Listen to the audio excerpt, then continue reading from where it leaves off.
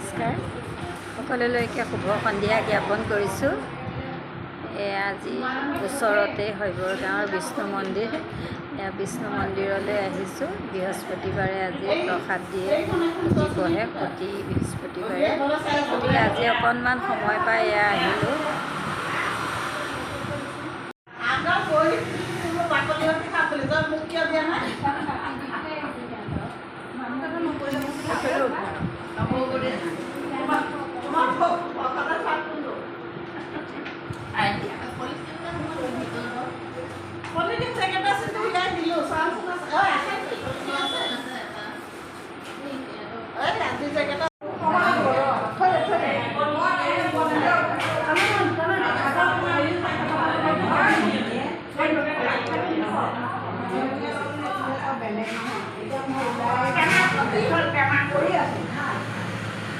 এয়া হৈছে বিষ্ণু মন্দিৰৰ আসন ভাগ।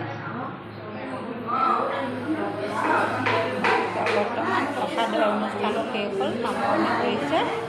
গতিকে সকলো যাতে কুশলে থাকক, ভগৱন্তৰ ওচৰত আশীৰ্বাদ কৰি এতিয়া ঘৰলৈ বিদায় মাগিম। শুভ সন্ধিয়া, সকলোলৈকে ধন্যবাদ। কৃষ্ণ।